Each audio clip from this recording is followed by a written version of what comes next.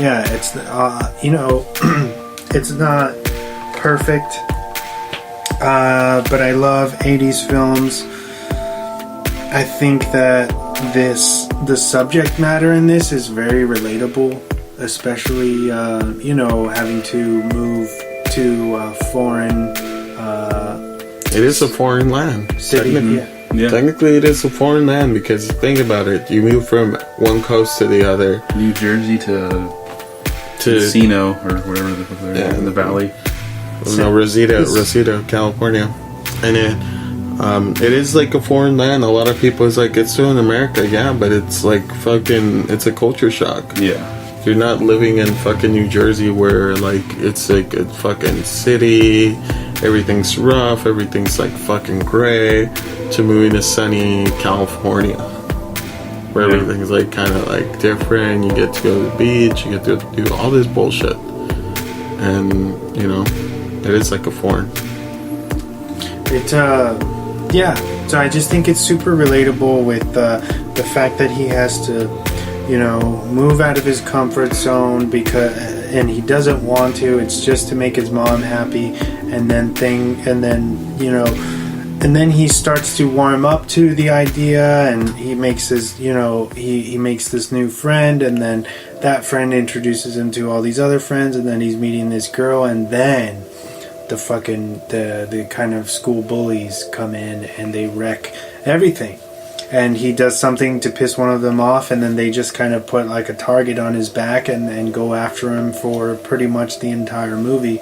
They fuck with him, and that's what kind of sets off the chain reaction of this, what we now, I would say, a kind of stereotypical sports film. Mm-hmm. Which is, this is one of those movies that may feel like a play-by-play, typical feel-good sports movie, but there's so much hidden under here that we probably don't, really give credit to. Yeah. That really deserves it. Especially, Pat's performance is, not being totally getting into character and doing all of these. It's pretty amazing, especially the rewatch. I haven't seen it in a really long time. Even though I own it, I haven't put it on for a while. I know we had said last week we were supposed to go watch the anniversary screening, and we missed it, so it was fun to get to see it tonight and kind of talk about it on air. But I think that this film is a hard 9 because it's been ripped off so many times throughout the years. So many. Oh my god, so many fucking movies. Yeah, probably still being ripped off today. It inspired a remake, which we all lackluster. Yeah. I would say lackluster. It wasn't up to par to what and then this is, I feel, this is one of those movies where you can't have a remake without having one of the cast members come back to do something. Did they not? No. I can't remember. One thing, my friend, I was talking about this with one of my buddies the other day, a new coworker of mine, and he was saying, well, you have to respect that Jaden really did learn all, like he studied karate, and he really put his body through that and did a lot of his own stunts and stuff, which I can respect. And a lot of the choreography in that movie is really good. It's beautiful. It's just the story. Name it anything else, and I think it would have been good. Yeah. Name it The Karate Kid. I think putting that title, that name on it, kind of set the bar too high. Yeah. And the expectations too high for a lot of people going into that, yeah, thinking it was going to be something else. Yeah. I think they should have called it something else, and maybe like inspired by Karate Kid, or something. Get creative. Yeah. Just because they've, like I said, this story has been, rehashed so many times. To try to do a remake, it's ridiculous. And it was in 2010. Yeah. It's like, what? But then it's funny because then Cobra Kai comes out and everybody's jizzing their pants over it. What's it? Because it's a continuation. That's the thing. It's the original. It's a continuation of the original story. And that's the thing. Like, but that just shows you that how many people were actually hungry for this. Yeah. And had they put that effort into something involving the original people, it would have been cool. And can you imagine if Jane was fucking being trained by a rough macho in fucking California? Now, how amazing that would have been. That would have been fucking great. And then there's no nod on fucking Jackie Chan and shit. But to kind of not ever fucking make a reference to the actual Karate Kid itself is just ridiculous. It was just I felt that they tried to grab a name that had so much of a following, and what ended up happening was a backlash to it. Yeah. Super backlash to it, and it wasn't. It was done well, man, but it wasn't fucking up to par to what. I did like Jackie Chan. Yeah. In that, I thought he was good in that. Yeah. And I'm like I said, I'm not knocking this motherfucker down. It's just like, bro, don't put the Karate Kid name there. It could have especially been when Jaden's not even doing karate, he's doing kung fu. Yeah. I'm just saying, they could have called it the Kung Fu Kid. Yeah, hey, that would have been a spark of different thing. Just like Creed. Creed is a whole different thing than fucking the Rocky movies, man. Yeah, just telling a story in the Karate Kid universe. There you go. Yep. But yeah. James, rating? Rating, alright. I'll give this an 8. Being a German judge.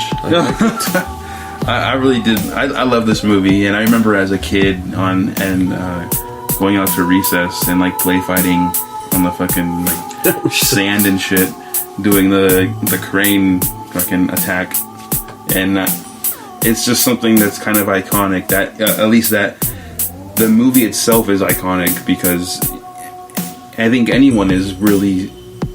How has no one ever like not seen this movie? Yeah, I just think it's an entertaining movie, and I really liked it. It's good. I thought the fighting could have been a little better, but I mean that's like when was this movie made? In 84. 84. It was good though. Yeah, definitely a good movie. That was my rating, 8. I thought the fighting is very minimalist, but I like that. Yeah. Because it all leads up to because the tournaments like that are very minimalist. Yeah. For the points and stuff, so it kind of made sense for that kind of style that they were action packed. Yeah, that they were doing. And then when like a lot of the stunts and the choreography in there, they are really attacking each other. Mm-hmm. So when you're hearing like the smacks and stuff, I felt like it all looked pretty authentic. Oh yeah. Even though they're not, it's not like some shit we would see now. Yeah. But it still it's works. Not flashy. It's still passable, and because they are just like how certain things are acceptable in the first Mighty Ducks because of their age. Just it plays into that for Karate Kid. It's their age and what they are capable of at that time. It makes sense for the story, and that's why we accept it and kind of move on and keep going. So, but that's an interesting point, man. Do you think, I got a question for both of you, do you think those techniques that Mr. Miyake was teaching with the the sanding and the waxing, do you think those are applicable for actual karate learning? Well, I know his whole persona in the film, Pat, for Miyagi, was based on a professional karate expert. Okay. So I would think that those techniques and everything were written in, and that was that person's philosophy. Okay. The karate's kind of in everything. You can use it. It's surprising that fucking crane kick has been used in MMA so many times and has landed in MMA and knocked out people. And it still makes a reference to Karate Kid. Yeah. From those crane kicks. But yeah, man, ironically that those moves, I mean, the things that he does actually do work for that martial arts, because there's more about kind of like a fencing kind of martial art where you have certain karate martial arts, because it's super. You have different Shotokan, like all these different karate disciplines and shit. That mostly all of them are like more like a fencing kind of thing, where you go in, hit, and then move away as fast as you can. It's like a more defensive fighting style. That's what his is, right? That's what Miyagi is, more defensive and then strike. And I think that's why on camera it doesn't look as exciting, because it's karate. No, it makes sense. It's not like Muay Thai or how we're used to it now with MMA or boxing or anything like more aggressive. More aggressive kind of appeal to it. It's almost more like a thinking, like boxing. It's more it's like a chess game. It's like a super chess game. But yeah, man, I think those actually would work regardless. So, boom.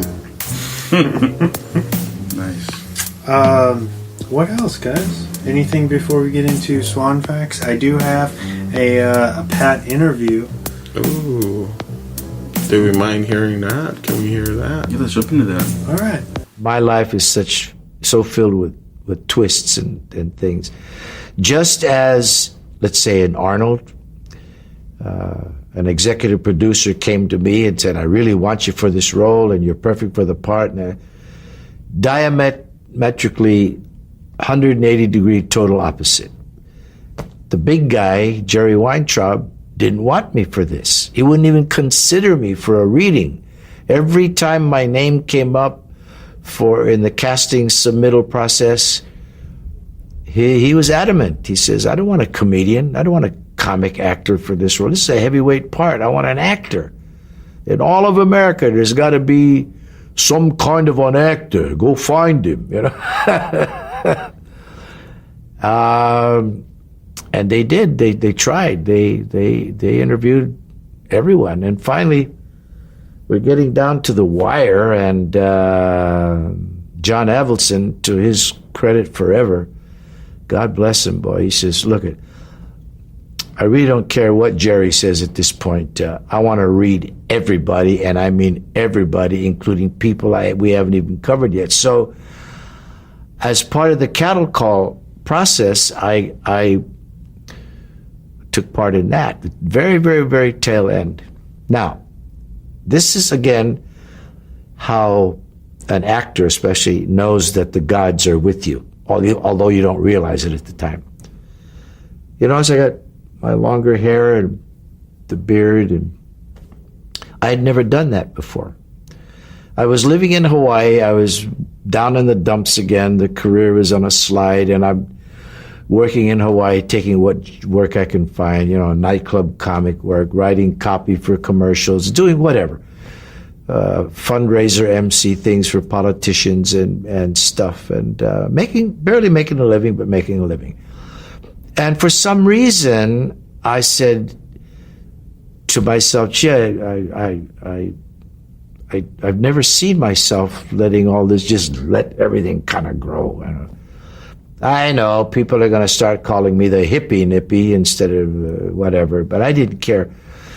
And I, ironically, not knowing about the project or anything about Karate Kid, came back to the mainland, re-signed with my then agent for another 3 years and whatever, and was literally on my way back to Hawaii because there was nothing else to do here. There were no parts, no offers that I knew of. Walking out the door of the agent's office, and I hear this big bellow from his office window. Pat Morita, where the heck is Pat Morita? I got to find him. And his secretary, Sarah, says, he just walked out the door, sir. Pops his head out and says, Pat, get your butt back in there. You got to read the script. I think it's perfect for you, right? So I do. I like the part. Make an appointment to to do a reading